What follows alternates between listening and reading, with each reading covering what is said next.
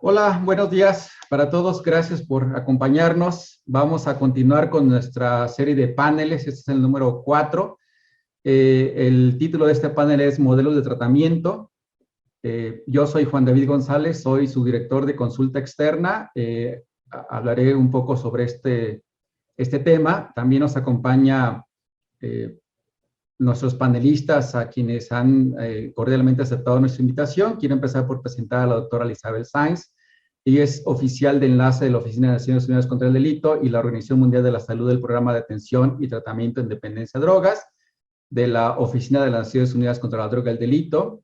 También está con nosotros el doctor Luis Alfonso Bello, él es asesor regional del uso de sustancias de la Organización Panamericana de la Salud. Qué gusto tenerte por acá. Luis Alfonso, no sé si me recuerdas, alguna vez tuvimos oportunidad también de compartir otros paneles y saludarnos a otros congresos. Él nos hablará sobre la atención del uso problemático de drogas en el contexto de la salud universal y los objetivos para el desarrollo sostenible.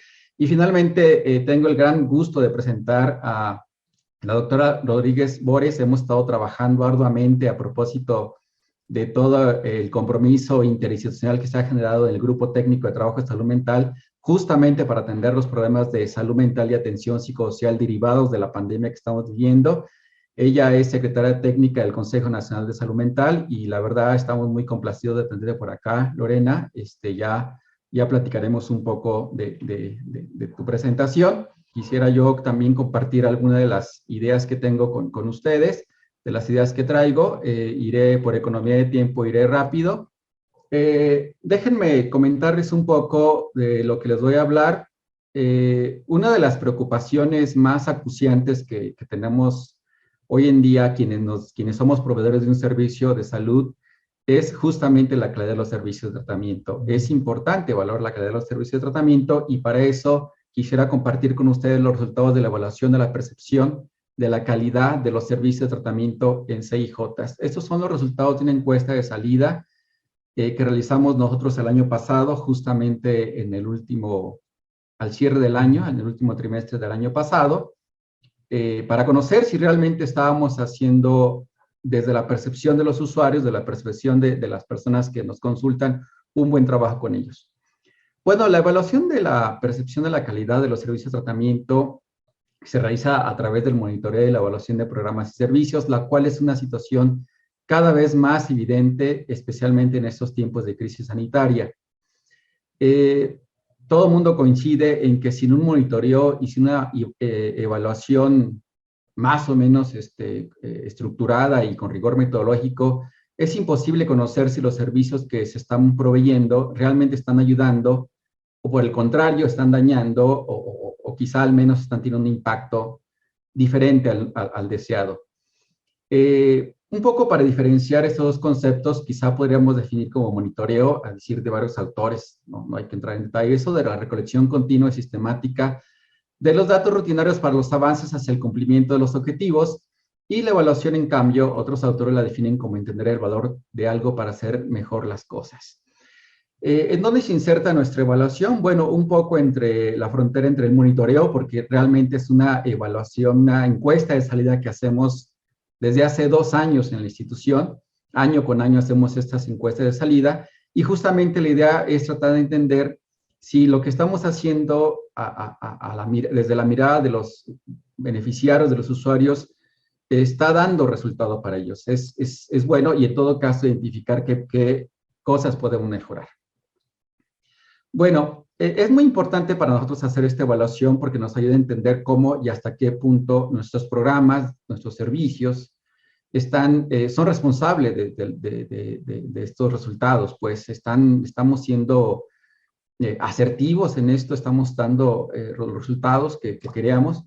Entonces no es suficiente con conocer las intervenciones clínicas que son eficaces. Esto es muy importante, también nos hemos ocupado de ello. Hemos tratado de implementar los protocolos que han probado gracias a los metaanálisis que son eficaces acá en la institución, pero tampoco podemos perder de vista que estos protocolos que se han evaluado en otros contextos, pues no están exentos de la influencia de otros factores, tanto internos como externos, que se interrelacionan ya en la práctica clínica.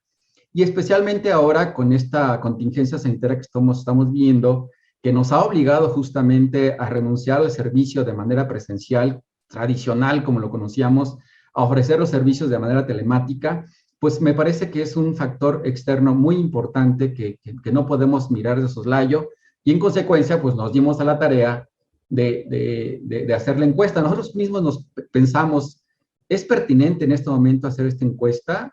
Claro, por supuesto, de pronto a todos nos cayó, la pandemia nos agarró a todos con los dedos en las manos, de pronto todos tuvimos que hacer ajustes importantes para mantener abiertos los servicios en beneficio de nuestros usuarios. Pero entonces, ¿cómo lo estábamos haciendo? Pues se volvió cada vez más relevante y entonces decidimos actualizar nuestro instrumento tradicional y adaptarlo a las nuevas condiciones.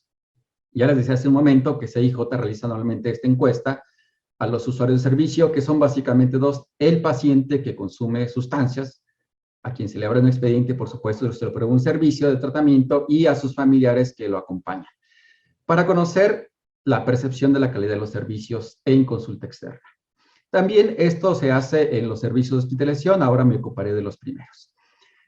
Para nosotros recoger la percepción de esos aspectos que pueden ser favorables o desfavorables, sin duda se insertan dentro de este proceso de atención, de este proceso de evaluación, o de esa evaluación de proceso, quizá podría decirlo en mejor término, para poder identificar las fuentes importantes desde la voz de los usuarios, para detectar nuestras áreas de oportunidad. De tal manera que los resultados que recogemos son eso, una fuente importante para detectar áreas de oportunidad, áreas de mejora.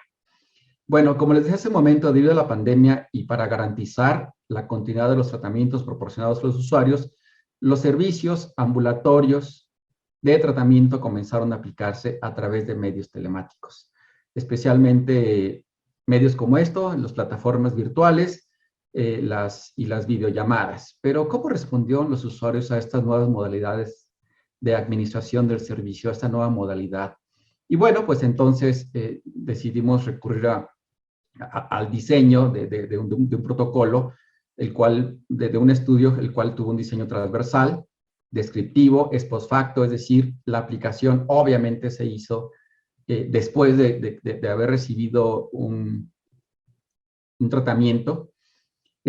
Actualizamos el instrumento, fue un diseño ex profeso, lo tuvimos que digitalizar, lo tuvimos que precodificar para poder hacer levantamiento de la información. Empezamos a crear un universo de reactivos creados a partir de los indicadores de los apartados de habilidades de comunicación eficaces, que retomamos de uno de los primeros módulos de la guía de intervención del MHGAP. La guía de intervención del MHGAP se ha convertido en una herramienta muy valiosa para nosotros, la ha impulsado mucho la Estrategia Nacional de Prevención de las Adicciones en esta nueva administración. Nosotros fuimos capacitados y a su vez capacitamos a nuestros operadores, pero justamente ahí dice, bueno, antes de empezar a hacer tomar estos árboles de decisiones, de aplicar esta guía de intervención para reducir las brechas en salud mental, que es justamente el acrónimo de MHGAP, usted no debe perder de vista que hay una serie de habilidades de comunicación que tienen que ser eficaces para mejorar la intervención. Eso es lo que nos dice la OPS, eso es lo que nos dice la guía de intervención, y a partir de ahí nosotros estos indicadores los operacionamos para tener este universo de reactivos, cuyas respuestas fueron medidas en una escala ordinal, las sometimos a jueceo. Después de ese jueceo, todos los jueces fueron especialistas en adicciones, y todos estos jueces pudieron entonces decantar cuáles eran las mejores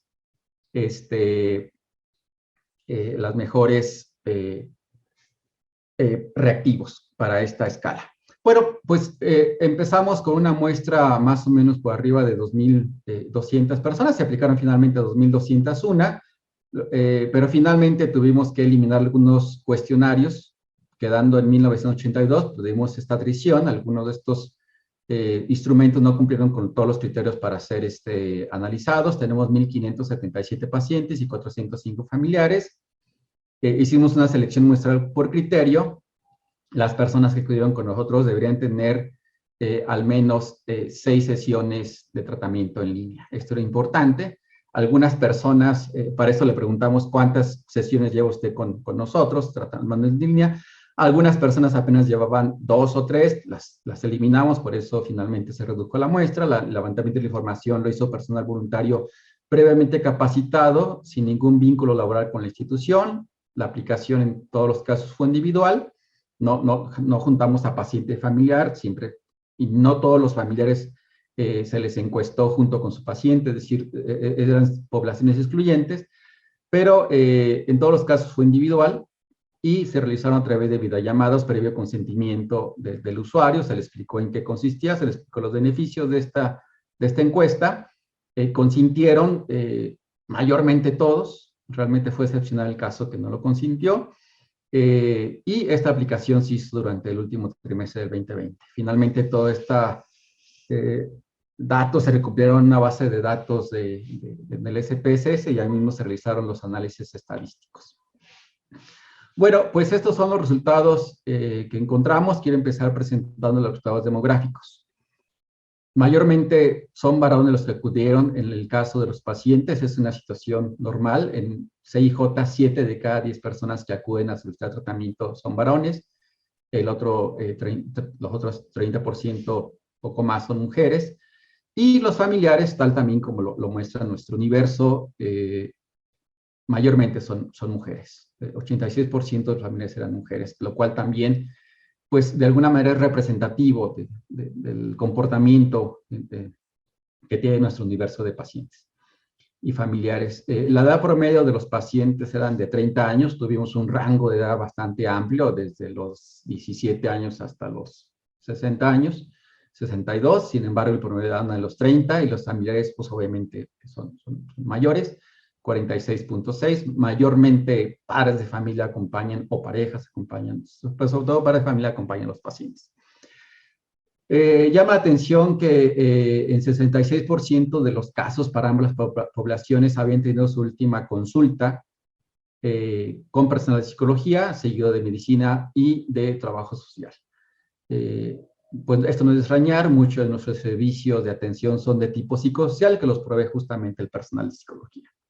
Así de que, pues de alguna manera eso se explica, la mayoría de ellos habían salido de una consulta psicológica. Bien, ahora quiero entrar a los resultados que encontramos para la población de pacientes. En un momento hablaré de las familiares. Dice la guía técnica del MHGAP que existe una serie de habilidades de comunicación eficaces y una serie de habilidades de comunicación no eficaces. Nosotros hicimos, les decía, un universo de reactivos que agrupamos en dominios, particularmente para las habilidades de comunicación eficaces las agrupamos en 6 dominios. Estos 6 dominios pues están ahí puestos, tal en el MHGAP. Para cada dominio hicimos diseñamos al menos 3 reactivos, o por lo menos cada dominio incluye 3 reactivos. Por supuesto hubo más, a veces se tuvieron que eliminar porque así fue valorado por los jueces. Y finalmente quiero aquí presentar los análisis, no por reactivo, sino por dominio. El primer dominio, la primera recomendación que hace el MHGAP es crear un ambiente que facilite la comunicación abierta. El 97.7% de quien fue encuestado dijo que la persona que lo atendió mostró un interés genuino en su situación. Segundo, haga participar al paciente y a los familiares en los aspectos relevantes de la evaluación y del manejo tanto como sea posible. Esto es muy importante, no podemos mirar el solayo también la participación del paciente, es un trabajo 50-50 y por supuesto los familiares. Bueno, pues el 97.5% de los pacientes mencionó que su opinión fue tomada en cuenta y él tuvo oportunidad de expresar sus puntos de vista, él o ella, pues. El tercero, comienza por escuchar, 94.5 dijo que el proveedor o la persona que lo atendió logró comprender cuál era la situación más sentida y se mostró atento mientras hablaba. El punto número 4, el área número 4 que recomienda el MHGAP es que sea amistoso y respetuoso en todo momento y no se juzgue a las personas. Es un problema muy serio, pues, de la discriminación, de los prejuicios. En el 98.7% de los casos, las personas encuestadas dijeron que el proveedor de servicio comprendió su situación y recibió de parte de él un trato respetuoso. Use actitudes verbales de comunicación, buenas actitudes verbales de comunicación es la quinta área. 96.1 dijo que la persona que lo atendió le explicó con detenimiento en qué iba a consistir el tratamiento y además que sus dudas fueron aclaradas. Esto es importante. Sin embargo, ahí tenemos un 4% que no estuvo de acuerdo en esto, habría que analizarlo, ya platicaremos en un momento más. Responda con sensibilidad a las personas que revelan experiencias difíciles. Hablar del dolor psíquico, el dolor humano no es fácil. En el 95.2%, los encuestados dijeron que el terapeuta mostró un tacto y fue sensible ante temas difíciles que se abordaron en la sesión, los cuales fueron atendidos de manera adecuada y él se mostró bastante prudente para enfrentarlo. Estos son datos bastante favorables. ¿Qué hay respecto a la vez de comunicación eficaces? Desaciertos que uno como clínico incluye, como proveedor de un servicio incurre, pues es que a veces discriminamos a los usuarios, los juzgamos por su comportamiento, su apariencia, pasamos por alto sus prioridades, sus deseos, tomamos decisiones unilaterales en el tratamiento y no pocas veces usamos un lenguaje excesivamente técnico con nuestros pacientes. Bueno, pues aquí llama la atención que 4.7% de los pacientes refirió haberse sentido tratado de esta manera al menos alguna vez, al menos en algún momento de su proceso terapéutico. Pues esto es un área de oportunidad sin duda. En el caso de los familiares, los resultados no son tan diferentes, se observan resultados ligeramente mejores que con los pacientes. Se creó un ambiente de comunicación favorable, abierta para el 98.3% de los familiares. Se les invitó a participar, a tomar parte de las decisiones para recuperar la salud de sus pacientes en un 98% de los casos. 95.6% de los familiares dijo que se sintió escuchado, comprendido y que quien lo atendió estuvo bastante atento. Casi un 100% dijo que el proveedor de servicios se mostró amistoso y respetuoso y un porcentaje similar, pues que utilizó muy buenas actitudes de comunicación. Estos son resultados muy favorables, casi el 100%, y también un 99.2% la persona acusó sensibilidad ante los temas difíciles de tratar, pues. Esto, pues, sin duda son resultados bastante favorables, mejores en el caso de los familiares que con los pacientes. Sin embargo, también los desaciertos que surgen con los familiares es que 5.4% refirió haberse sentido un poco, quizá discriminado, recuerdo, no tenemos análisis por reactivo, no en este momento, discriminado, juzgado en su comportamiento, o quizás se pasó por alto sus prioridades, se tomó una decisión unilateral, o el terapeuta utilizó un lenguaje excesivamente técnico.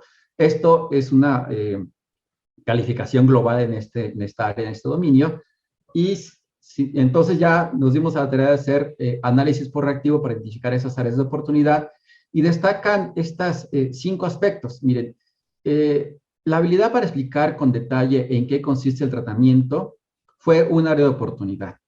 Un porcentaje, si bien reducido, pero sí digno de tomarse en cuenta, refirió que no entendió o no se le explicó con detalle en qué iba a consistir el tratamiento, especialmente en el caso de los familiares.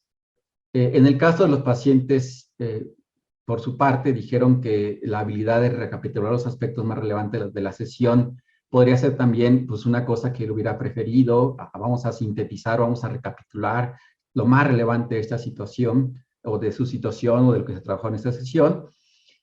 También tenemos como área de oportunidad usar menos palabras técnicas durante la intervención, esto lo dijeron los familiares.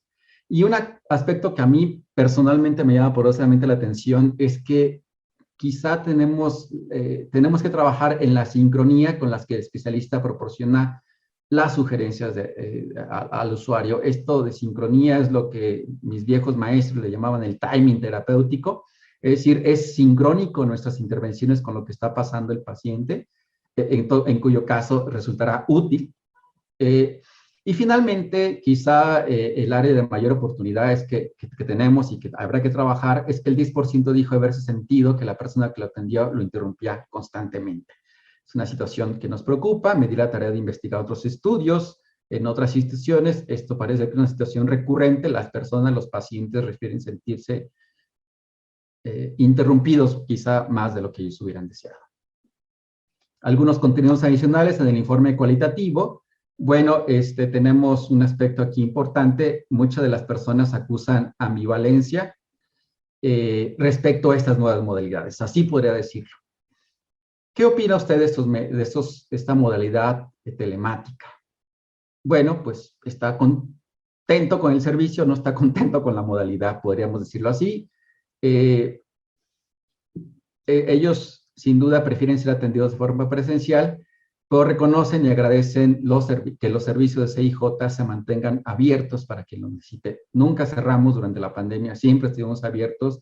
Reconocemos que las adicciones es una enfermedad muy grave y siempre tuvimos que buscar alternativas para mantener la oferta de nuestros servicios disponible para quien lo necesitara. De manera muy sintética, recojo un comentario de un usuario, era mujer, me siento muy bien atendida. Al inicio tenía resistencia, ya que una nunca sabe qué hay del otro lado de la pantalla, pero la confianza que me transmitieron es muy buena. Agradezco el tiempo que me dan para seguir atendiendo. Y bueno, pues básicamente sería todo. Hay áreas de oportunidad acá que tenemos que capitalizar y seguramente tendremos resultados nuevos este año, ya con quizá un poco más de la experiencia recogida. Pues muchas gracias, eso sería todo.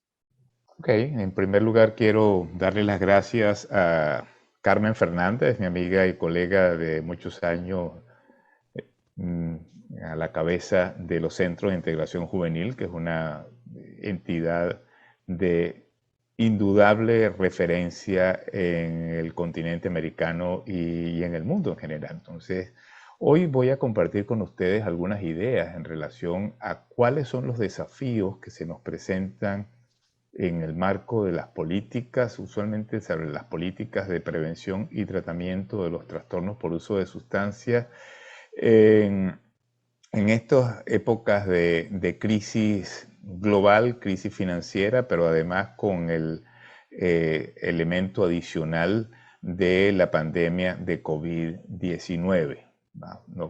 Hablaremos un poco sobre la situación de América Latina, los temas de uso de sustancias, las políticas y cómo influye esto en el acceso y la calidad del tratamiento.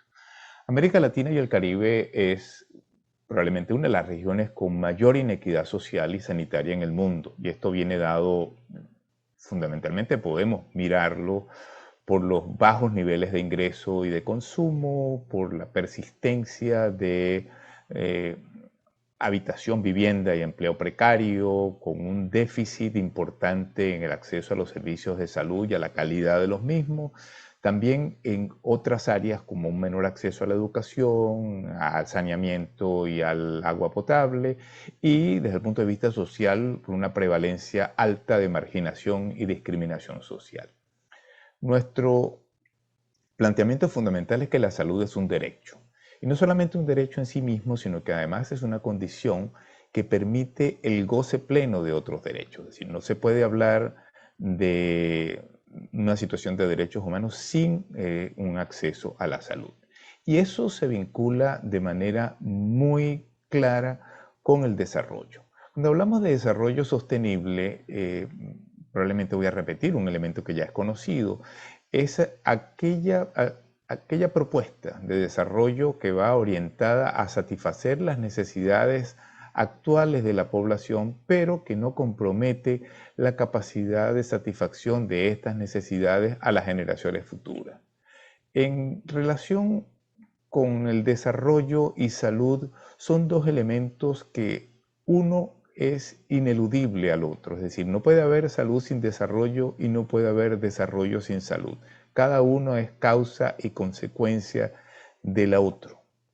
Por lo tanto, si el camino hacia el desarrollo no se acompaña o no está basado en mejoras sostenibles en salud, no entonces podríamos hablar de desarrollo sostenible.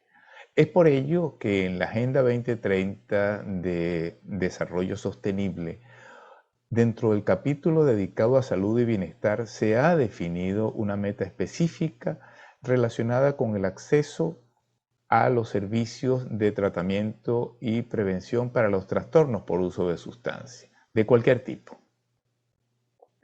Esto en el contexto de la salud en América Latina, que, como decía inicialmente, es una de las regiones más desiguales del planeta. Esa desigualdad también se nos muestra en el acceso y a la atención básica de salud. Y eso viene determinado por la situación socioeconómica, por el sexo, por los grupos étnicos, por el lugar de residencia y un contexto de desaceleración económica que en el contexto actual de la pandemia de COVID se ha hecho particularmente grave. Entonces, existe una enorme presión sobre los sistemas de salud debido a la heterogeneidad epidemiológica, es decir, hay un solapamiento entre los problemas de salud típicos de los países en desarrollo con el de los países desarrollados. Entonces hay zonas de los países en las cuales la prevalencia de ciertas enfermedades propias de los países desarrollados es más alta que en el resto del país, pero siguen prevaleciendo todavía algunas enfermedades, sobre todo las enfermedades transmisibles, las cuales como producto de los cambios atribuibles al calentamiento global han provocado una emergencia o la aparición de enfermedades que se suponía que estaban controladas o que habían desaparecido. En el caso particular de los trastornos mentales, neurológicos y por uso de sustancias psicoactivas, quiero de alguna manera subrayar que los trastornos mentales son los principales contribuyentes a la carga de enfermedad en las Américas. Y eso tanto en enfermedad como en discapacidad y lesiones y muerte prematura. Pero al mismo tiempo son factores de riesgo para otros problemas de salud. Por lo tanto, cuando estamos hablando de salud mental y atención de los problemas mentales y por uso de sustancias, no estamos hablando de algo extraordinario ni de lo cual podemos prescindir, sino estamos hablando probablemente de una de las más importantes prioridades en el tema de salud. Decía que los sistemas de salud en América Latina están marcados por la inequidad, por un financiamiento desigual, son por lo general sistemas fragmentados, segmentados, con muy baja sostenibilidad y con escasa flexibilidad para incorporar nuevos temas o enfermedades ocurrentes. Dentro de este panorama, la Organización Panamericana de la Salud ha planteado una política de salud universal, la cual se traduce como acceso y cobertura para todos los problemas de salud, para que todas las poblaciones tengan el acceso a los servicios de salud que necesitan para preservar y recuperar y mantener su salud. Sin embargo, esta salud universal se aplica muy mal o no se aplica a los temas de uso de sustancias psicoactivas. Entonces, si habláramos de una receta, por decirlo de alguna manera sencilla, para mejorar la situación de quienes padecen esta gravísima enfermedad, estaríamos hablando que si hacemos lo posible porque estas personas tengan resguardado su derecho a la salud, estaríamos en el camino correcto. Y eso implica acceso y cobertura de atención, eliminando las barreras de acceso a los servicios, pero también que alcance para todos quienes lo necesitan, particularmente aquellos grupos de población que están en situación de mayor vulnerabilidad. Es una clara relación entre los determinantes sociales y uso de droga. Las poblaciones de bajo y mediano ingreso son quienes padecen en mayor medida y de una manera desproporcionada las consecuencias del uso de sustancias.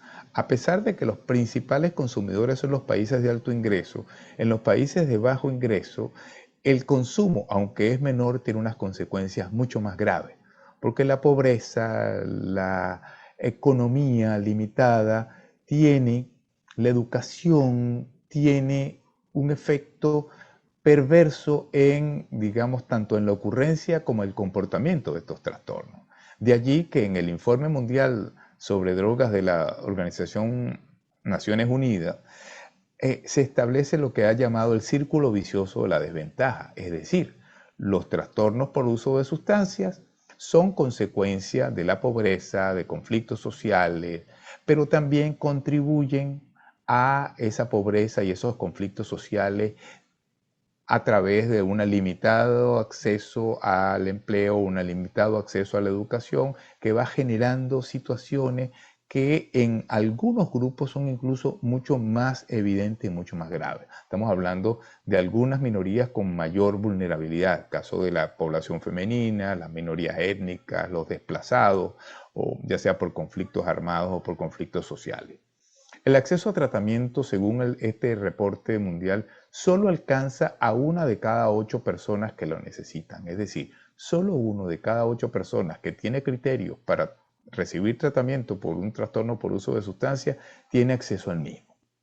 Y esto en las poblaciones a las que hice referencia inicialmente es mucho más serio, mucho más grave, porque este gap, esta brecha de atención se exacerba en esos grupos que mencioné. Durante las últimas décadas hemos visto cómo hay un cambio en la perspectiva en las políticas de droga. Se busca un enfoque más equilibrado, más integrador, con una mayor preocupación por los resultados de salud pública y desarrollo. Eso se puede ver reflejado en las declaraciones que adoptan los países en los foros internacionales. Por ejemplo, la declaración política del año 2009 en el Consejo de Estupefacientes de Naciones Unidas o la reunión de UNGAS 2016, pero también en lo que mencioné anteriormente, en la Agenda 2030 para Desarrollo Sostenible.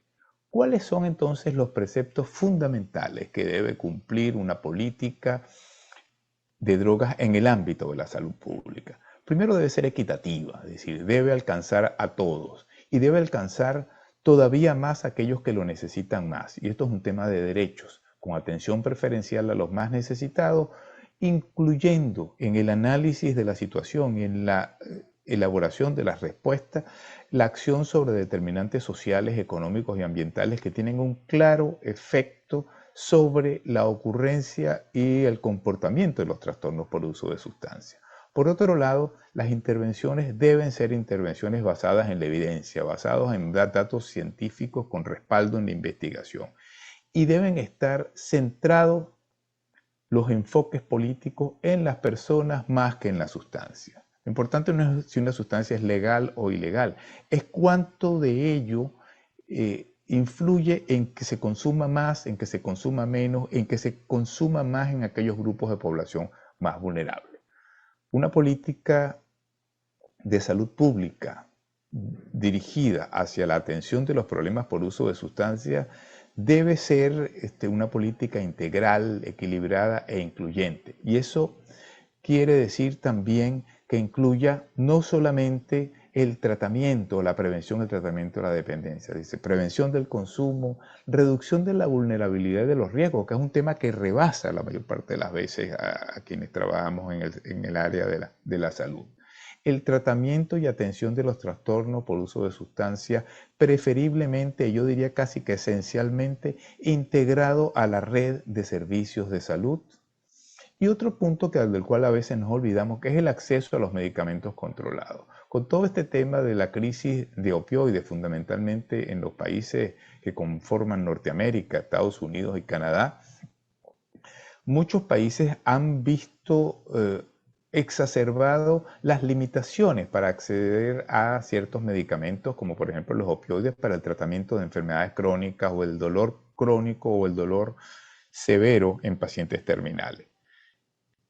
Entonces, a veces políticas muy restrictivas hacen que se viole el derecho de las personas que no pueden acceder a estos mecanismos de atención o a estas herramientas para el manejo de sus graves problemas como consecuencia del uso de sustancias. Eso también debe ser incluido en la política de droga. Con esto lo que quería era señalar cuál es la visión que desde la cooperación técnica en salud que se lleva desde la Organización Panamericana de la Salud tenemos en cuanto a lo que entendemos por un enfoque de salud aplicado a las políticas de droga. Muchas gracias. El comentario que hace el doctor Luis Alonso es muy pertinente, me parece importante la implementación de políticas públicas, pero especialmente esto que él comentaba, la evaluación de estas políticas, me parece que tiene que ver mucho con un impulso que se ha dado a la evaluación. Es importante evaluar justamente todas estas políticas y modelos de tratamiento. Pues muchas gracias, doctor, por tu participación. Te agradecemos mucho que ha estado con nosotros. Gracias a ustedes por la invitación. Ya extraño mucho esas reuniones en los congresos del CIJ. Ya volverán tiempos mejores. Confiamos en que sí, la pandemia pues, nos ha obligado a conectarnos en estos medios, pero seguramente ya tendremos oportunidad de volvernos a saludar personalmente con el gusto de siempre. Hasta luego. Muy buenas tardes, buenos días. Mi nombre es Elizabeth Sáenz, soy la oficial de enlace de la Oficina de las Naciones Unidas contra las Drogas y el Delito. En primer lugar, quiero agradecer esta invitación de los Centros de Integración Juvenil para participar en este congreso. Y mi presentación de hoy se va a enfocar en sistemas de tratamiento a los trastornos por uso de sustancias basados en los estándares internacionales de tratamiento. Entonces, de acuerdo al último informe mundial de drogas, que fue publicado por nuestra organización en junio de este año, hay 275 millones de personas estimados entre 15 y 64 años que han usado droga en el último año. Y de esas, 1 de cada 18 de ese grupo de edad ha consumido por lo menos drogas una vez en el año. De esa cifra, lo importante a resaltar es que hay 36.3 millones de esos casi 300 que tienen un problema con uso de sustancias, bien sea porque su pauta de uso es perjudicial, ya está afectando algunas áreas de su vida, porque tienen dependencia a la sustancia o requieren tratamiento porque ya tienen consecuencias negativas tanto en su espectro social como problemas de salud tipo VIH o tipo cualquier otra de estas consecuencias del uso de drogas.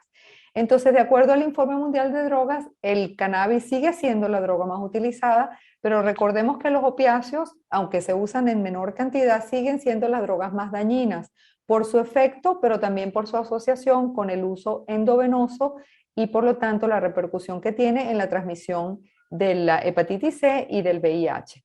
El uso simultáneo, es decir, el uso de varias drogas al mismo tiempo, o el uso múltiple de drogas también está en aumento en el mundo.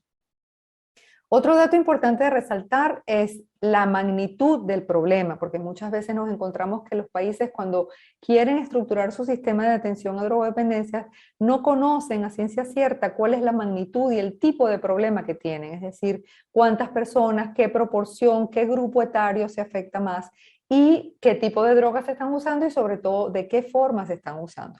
Pero de acuerdo al último Informe Mundial de Drogas, muertes asociadas a trastornos por el uso de sustancias registradas, la mayoría por sobredosis fueron 128,000, pero si agregamos a eso las 366,000 muertes por todas las enfermedades asociadas al uso de drogas como hepatitis, VIH, etcétera, vemos que la cifra alcanza casi el 500,000 de personas de muertes que se pueden atribuir directa o indirectamente al uso de sustancias. Uno de los problemas claves que nosotros tenemos en el tratamiento a los problemas por uso de sustancias es el acceso a los servicios. Sigue siendo solo 1 de cada 7 o 1 de cada 8 de las personas que requieren servicios tienen acceso a estos. Y las razones de esto son muchas: estigma, discriminación, insuficiencia de la infraestructura, del personal, del financiamiento, división, separación y falta de coordinación con los sistemas integrales de salud en los países, etc. La situación es más grave aún para las mujeres porque aunque 1 de cada 3 personas que usa drogas es una mujer, solo 1 de 5 personas que están en tratamiento es una mujer. Entonces nosotros sabemos que las mujeres son doblemente estigmatizadas, pero si a eso le sumamos toda la problemática que se asocia a tener un problema por consumo de drogas, pero además a no tener acceso a servicios de tratamiento, es lo que vemos nosotros en la mayoría de los casos, que son las personas que han perdido su vida, es decir, todo su entorno, han perdido su trabajo, su familia, tienen una vida muy problemada y muchos de ellos terminan en la calle con problemas severos de salud. Entonces, la calidad del tratamiento, cuando existe, suele ser baja. Ese es otro problema grave que nosotros vemos. Y el tratamiento, para decir que un tratamiento es efectivo, debe mostrar, en primer lugar, evidencia de que reduce los síntomas, debe contribuir a mejorar el funcionamiento físico, psicológico y social de la persona y disminuir el riesgo de consecuencias negativas, como les decía antes, tales como el VIH, la hepatitis C. Voy a saltar esta. En el año 2016 hubo una sesión especial de la Asamblea General de las Naciones Unidas donde se reconoció finalmente, y fue los 193 países de las Naciones Unidas le dieron su apoyo a este documento final que reconoce a los trastornos por uso de sustancias como un problema complejo, multifactorial, que tiene una naturaleza crónica y que se caracteriza por las recaídas, pero que puede ser prevenido y puede ser tratado.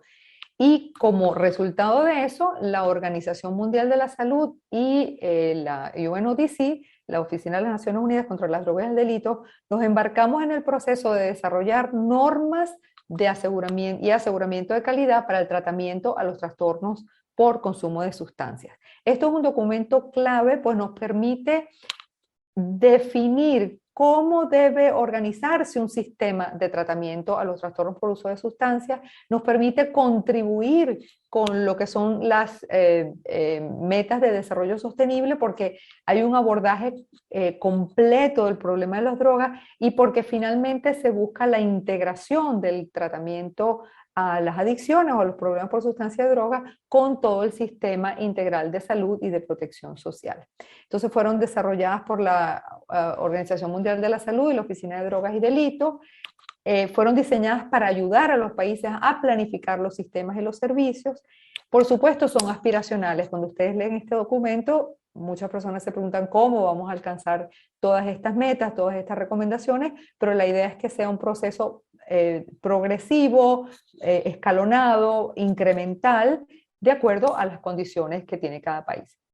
Entonces las normas son muy sencillas, tienen una serie de principios, luego establecen cuáles son los entornos dentro del sistema donde se debe dar el tratamiento y para cada uno de esos entornos establece cuáles son las intervenciones que tienen base científica para entonces ser provistas en estos entornos y describe el tipo de personal, el tipo de infraestructura, etc. Además de eso, las normas incluyen un segmento especial que trata para el tratamiento de mujeres embarazadas, niños y adolescentes y a personas que han estado en contacto o que están en contacto con el sistema de justicia criminal.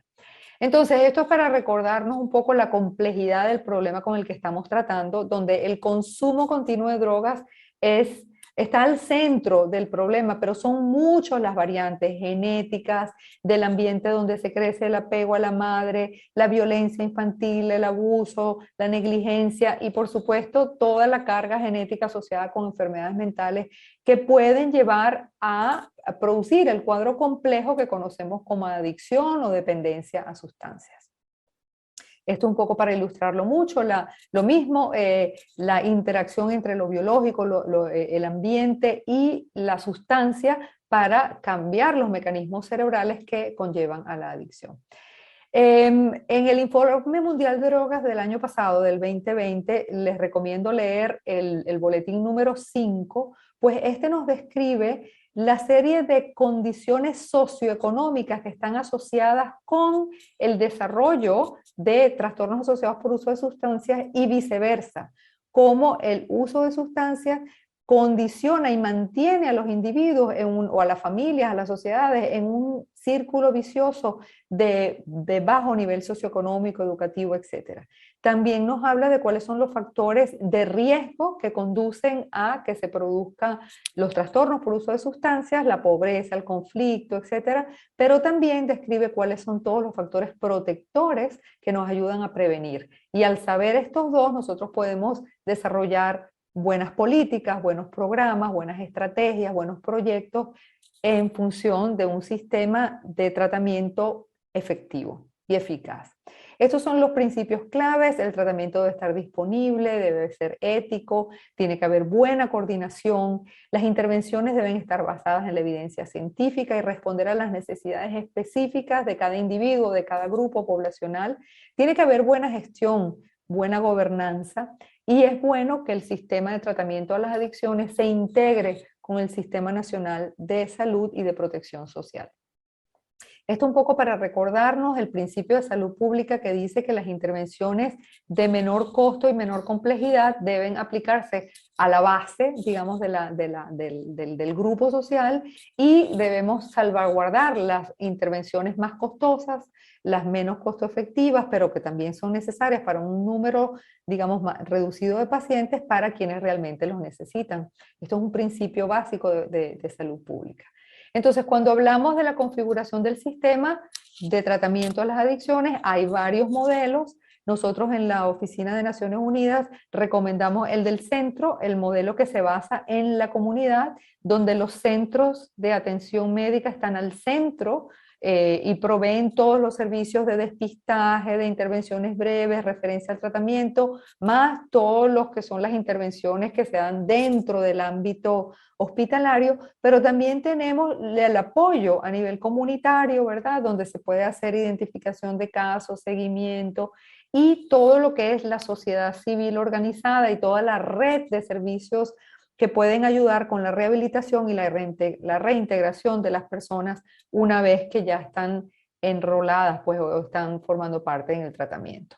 No olvidemos nunca la recuperación y la reintegración, que debe ser vista no como un paso posterior a lo que algunos todavía llaman culminación del tratamiento o post-tratamiento, sino parte integral del tratamiento desde el inicio. Entonces, estas son las intervenciones que sugieren los estándares. Perdonen que la tabla está en inglés, pero desde el punto de vista de entornos donde se da el tratamiento, tenemos las unidades de avance o outreach, tenemos los centros no especializados, tenemos los centros ambulatorios, los centros especializados de estadía corta y los centros especializados de estadía larga, que también incluyen las comunidades terapéuticas.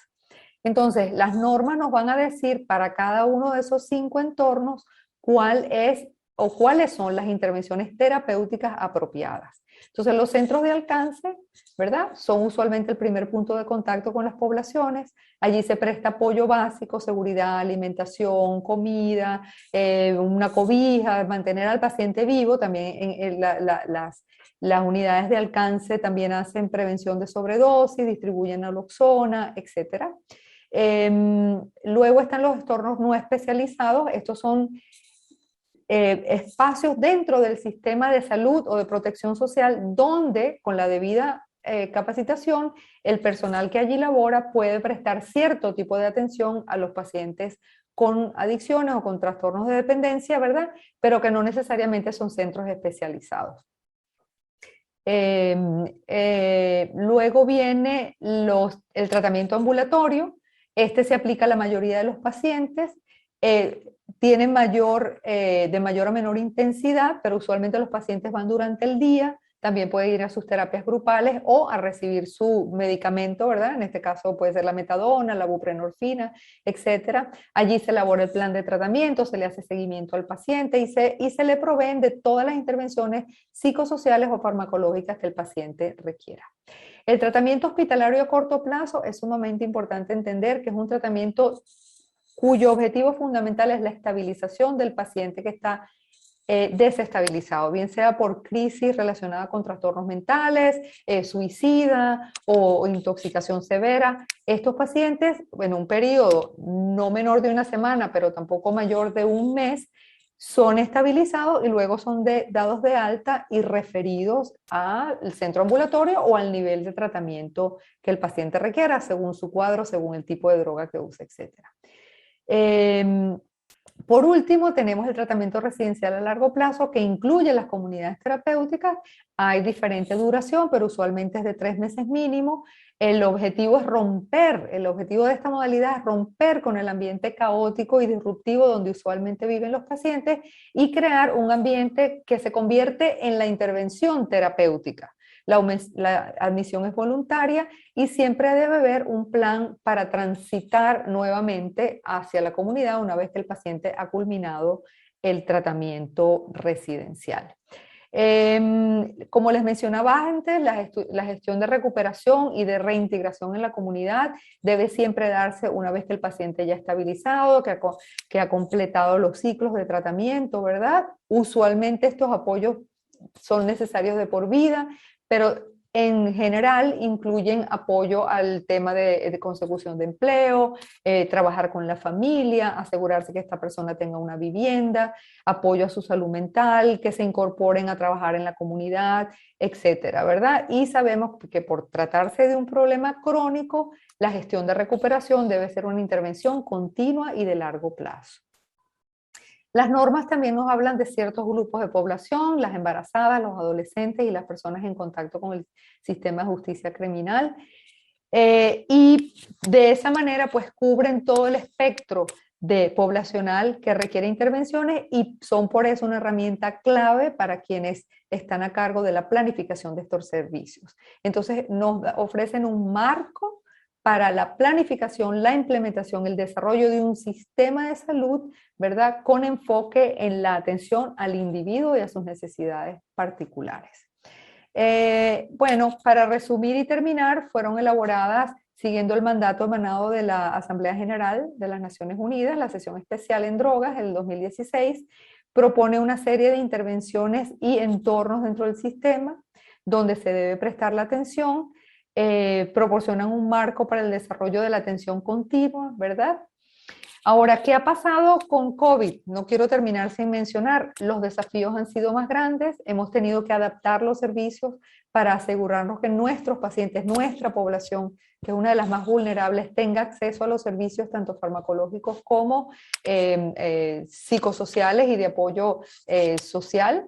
Nosotros hemos desarrollado una guía para orientar a quienes han tenido que adaptar sus servicios. Está disponible en 12 idiomas en nuestra página web e incluye todo lo que tiene que ver con la continuidad de servicios, la seguridad del personal, seguridad de los pacientes, cómo garantizar la higiene, la limpieza de los espacios, informar a nuestros pacientes que tienen dependencia de sus riesgos, porque sabemos que tienen riesgo mayor que el resto de la población por el estatus de su sistema inmunológico, por el estilo de vida que llevan, etcétera, a contraer el COVID, ¿cierto? Luego, cómo continuar con todos estos servicios que requieren contacto persona a persona, como los servicios de distribución de naloxona, los apoyos psicosociales. Entonces hemos incorporado nuevas tecnologías, la telemedicina, etcétera. Y, por supuesto, un aspecto muy importante en la continuidad del tratamiento farmacológico, pues como ustedes saben, sobre todo al principio, cuando hubo las encerronas y la prohibición de salir, los pacientes que reciben medicación diaria o metadona se vieron afectados y tuvimos que diseñar, y aquí recomendamos cómo adaptar el sistema para que estos pacientes no interrumpan el tratamiento. Apoyar a las personas sin casa, por supuesto, y nunca está justificada la interrupción de los servicios de tratamiento en la situación de COVID a las personas dada su condición de consumidores de drogas. No olvidarnos nunca tampoco de los pacientes que consumen drogas y que están en prisiones. Esto fue un problema que nos preocupó mucho al comienzo de la pandemia. Recuerden que sí hay consumo de drogas dentro de las prisiones, ¿verdad? Y para eso nuestra oficina también elaboró un documento específico que habla de la prevención de COVID y de VIH en los pacientes que usan drogas y que están en entornos de prisiones. Esto para recordarles lo que les mencionaba antes de las condiciones socioeconómicas y recomendarles que lean el boletín 5 del Informe Mundial de Drogas del año 2020. Aquí a la izquierda ven este círculo que les nombraba de pobreza, uso de drogas, conflicto, etcétera, y cómo es un sistema que se retroalimenta y se mantiene, ¿verdad? Y esto nos lleva a afirmar que las mejores políticas de drogas son las políticas de drogas que están insertadas, incluidas y están enmarcadas en un concepto de desarrollo sostenible, donde se identifican todos los factores que conllevan al inicio del consumo y allí se diseñan políticas apropiadas para la prevención del uso. Cuando ya hay uso, entonces políticas específicas para tratar adecuadamente. Y así sucesivamente, de manera de romper, ¿verdad? La idea es romper el círculo vicioso que mantiene a las personas en las adicciones, en la pobreza, en la exclusión y en la discriminación y el aislamiento social. Entonces, esto un poco para quienes conocen y están familiarizados, pero para quienes no, está la Agenda 2030 de Desarrollo Sostenible, y aquí vemos cómo las intervenciones en prevención, tratamiento, prevención de VIH y el acceso a medicinas controladas tienen impacto directo en todas estas metas de desarrollo. Mensaje nuevamente, cuando estamos hablando de trastornos asociados al uso de sustancias y a su tratamiento, a su manejo, a su abordaje, a la recuperación de estos individuos, tenemos que saber que estamos contribuyendo a una mejor salud, a mejor educación, a más equidad de género, a reducir las desigualdades, estamos contribuyendo a la paz y a la seguridad y por supuesto también estamos contribuyendo al establecimiento de alianzas estratégicas, porque sabemos que es imposible que un solo sector resuelva toda la problemática asociada con drogas. Y bueno, un poco más allá del tema de drogas, la interconexión de todas las metas de desarrollo, donde nosotros sabemos que aunque no tocamos en esas metas directamente, de manera indirecta, todas las metas de desarrollo sostenible están relacionadas, están asociadas, de manera que cuando trabajamos con ese marco, estamos contribuyendo al desarrollo de la humanidad.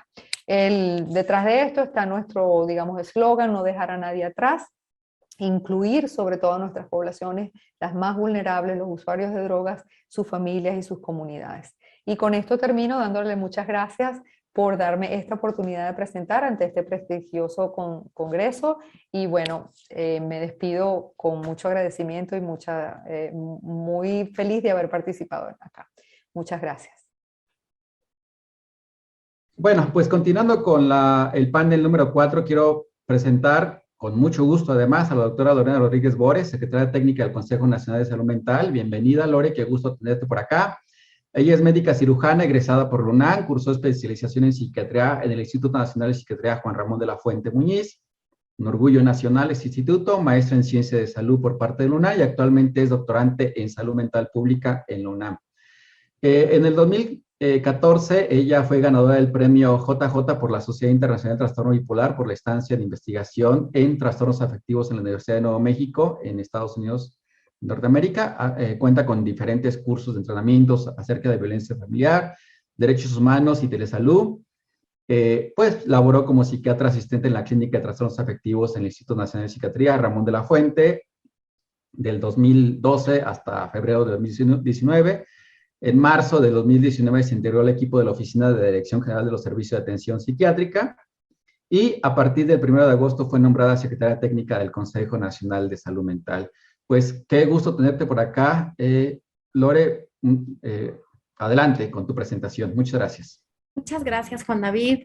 Les agradezco mucho la invitación. Primero que nada, a la maestra Carmen Fernández, un gran abrazo y muchísimas gracias por esta oportunidad. A todos mis compañeros del panel, muchas gracias, Juan David, a ti.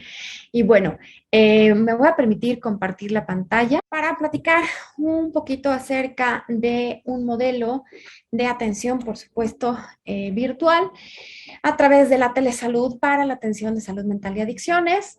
Bueno, continuando también con lo que previamente se había expuesto, pues yo vengo a platicarles del Programa Nacional de Telementoría que se ha implementado a través de la Secretaría de Salud, invitando a colaborar a todas las instituciones federales, pero también estatales, otras figuras del sector que den atención en salud mental y adicciones a sumarse a este modelo, que es un modelo educativo, pero al mismo tiempo es un modelo de atención, es un modelo híbrido.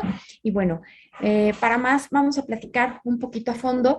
Y para esto vamos a empezar primero dando un poquito de contexto, hablando de algunos conceptos para ubicarnos en esta parte del universo tan grande y tan amplio que es la telesalud.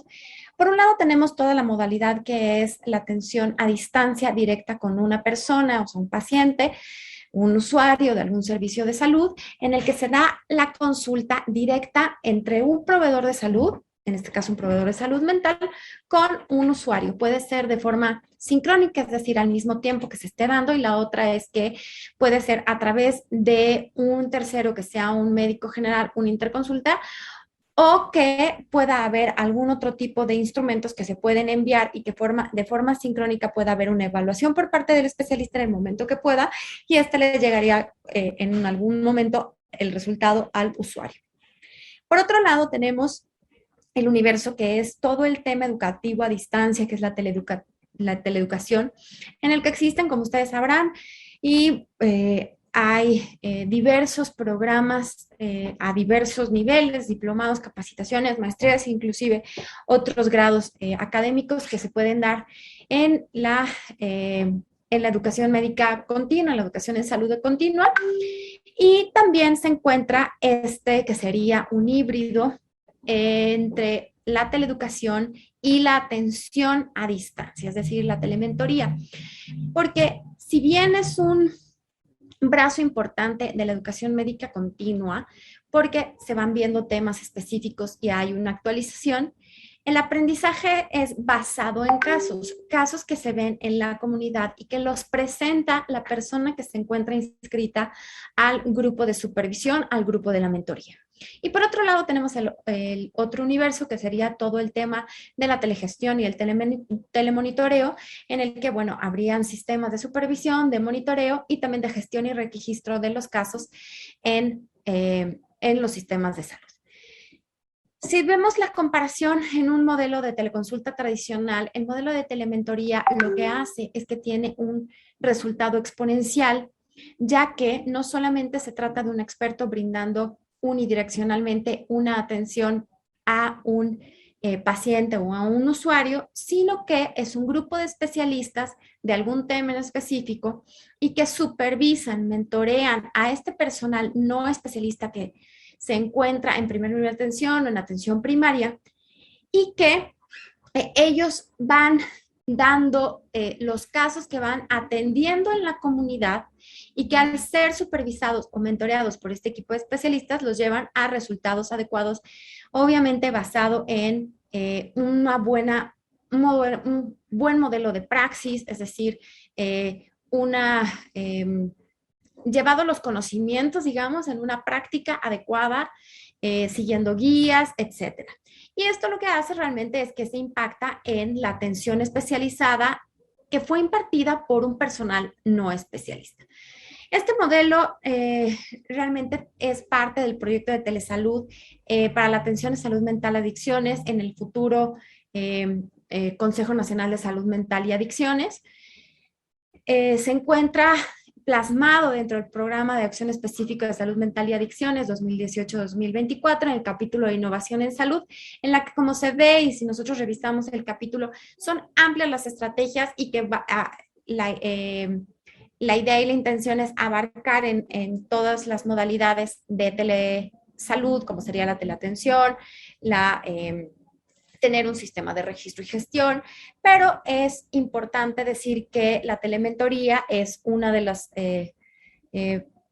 formas en las que se va a impulsar también este modelo y que comenzamos desde el 2019 hasta ya realmente consolidar un programa.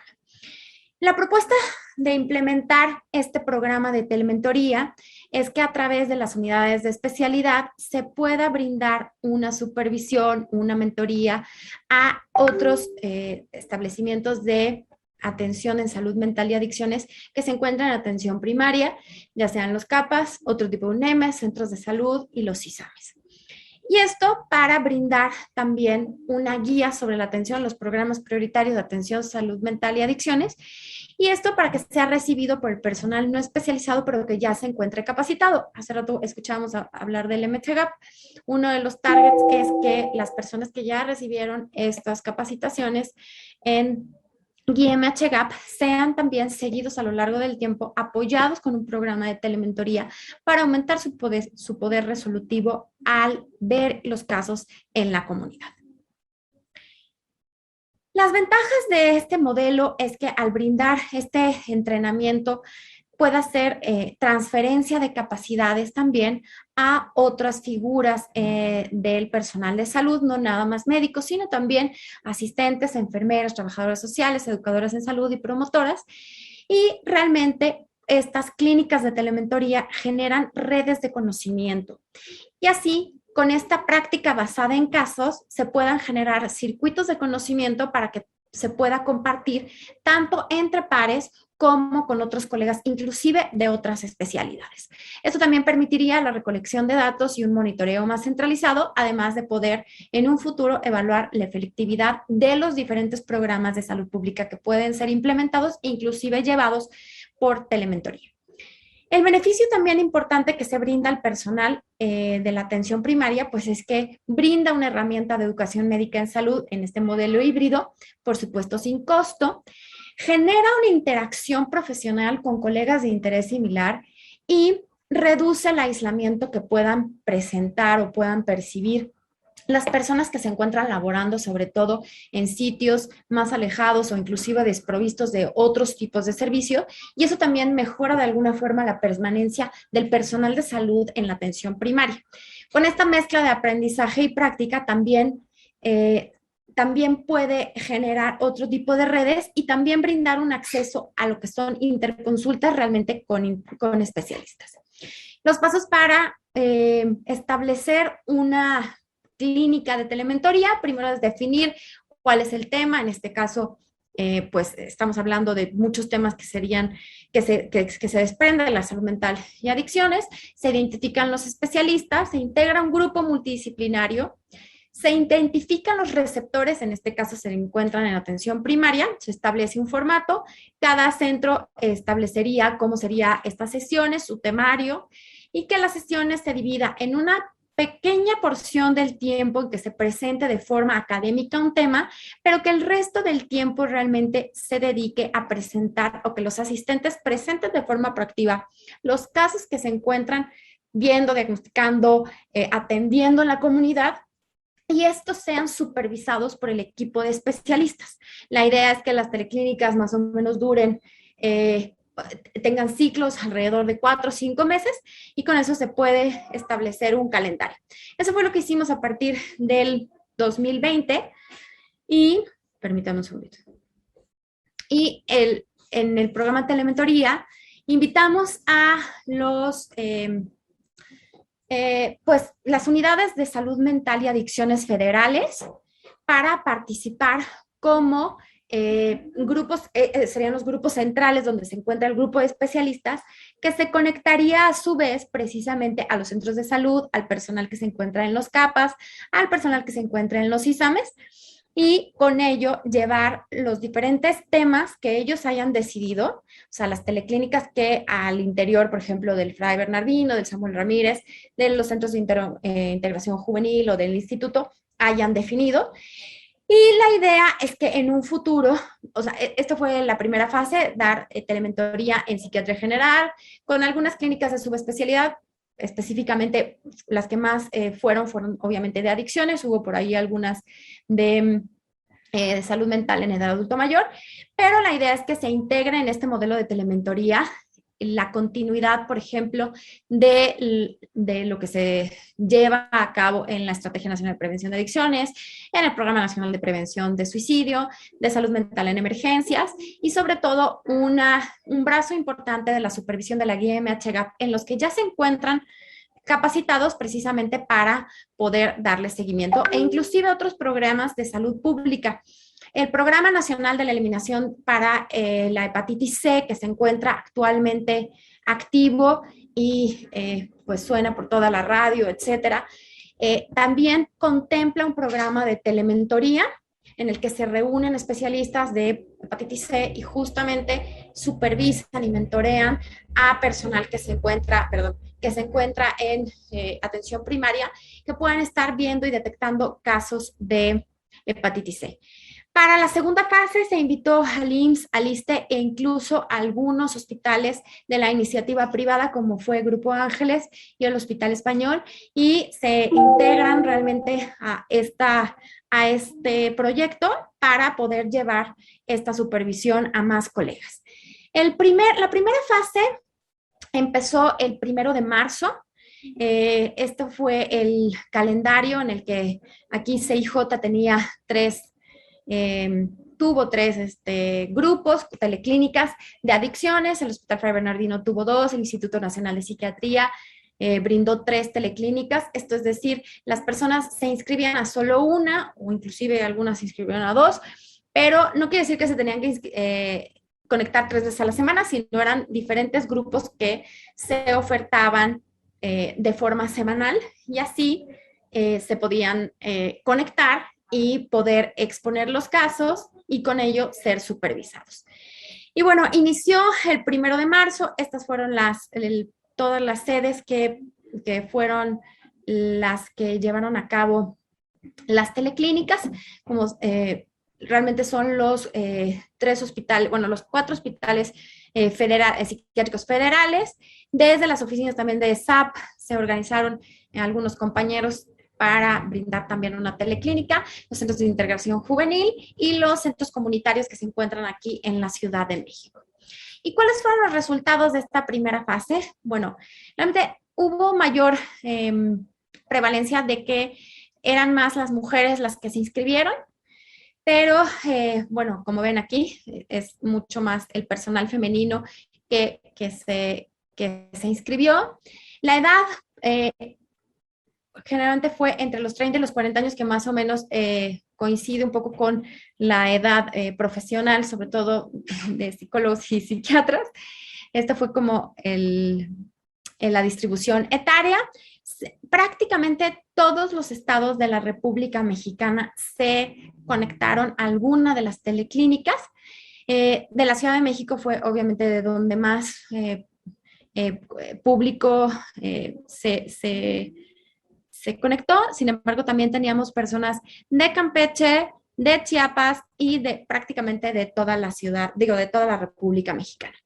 En cuanto a la escolaridad, si se fijan, bueno, casi todos tenían alguna licenciatura y bueno, esto fue más o menos estos resultados.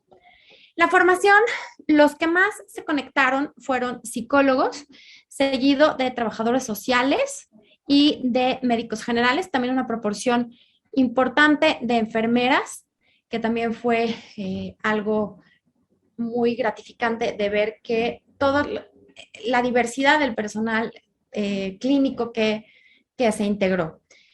El 80% de las instituciones que se inscribieron fueron públicas, pero impresionantemente también algunas no sabemos cómo llegó la convocatoria y bueno, a la hora de filtrar los grupos también hubo presencia del sector privado y algunos que de forma no privada, pero que no estaban en alguna institución, alguna beneficencia, también se conectaron.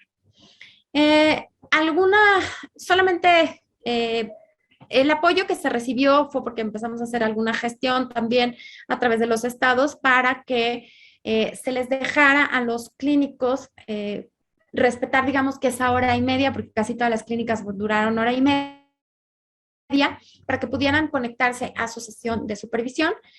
La mayoría, el 82%, atendía pacientes y esto es algo que nos sirvió de alguna forma como resultado en este pilotaje de alguna forma para que en la siguiente fase pudiéramos establecer como cierto filtro para que sea el 100% del personal que se supervisa sean personal que sí tenga contacto con pacientes, porque realmente la finalidad última de la mentoría es que sea el usuario el beneficiario. La mayoría consideró que la calidad del curso era adecuada, era muy buena. La duración del curso fue variable porque algunas teleclínicas, duraran. Eso fue en esta primera fase algo no muy uniforme. Algunas teleclínicas solo duraron 8 semanas, que fue lo mínimo, y algunas se extendieron hasta más de 3 meses. Eso variaba un poco las respuestas en la encuesta. La frecuencia de las sesiones la consideraron adecuadas, como una vez a la semana, y además, si recibían el apoyo, eso realmente lo que queremos es que se mantenga y que se vea como un apoyo, como una inversión de alguna forma para los recursos humanos. La mayoría consideró que el contenido del curso, porque se divide en una pequeña parte académica, es un temario, se encontraba equilibrado entre lo teórico y la revisión de casos. Sin embargo, todavía tenemos un 15%, que generalmente eran algunas clínicas donde muchas de las personas o algunas de las personas no tenían contacto con pacientes, entonces luego no tenían casos que exponer. Sin embargo, por eso, para la siguiente fase queremos hacer esos ajustes para tener mejores resultados. El 34% presentó casos, esos casos del público, o sea, de los que se conectaban, el 66% no. Eso también tiene que ver por, uno, la proactividad en la presentación, y la otra es porque precisamente no tenían algunos casos que exponer.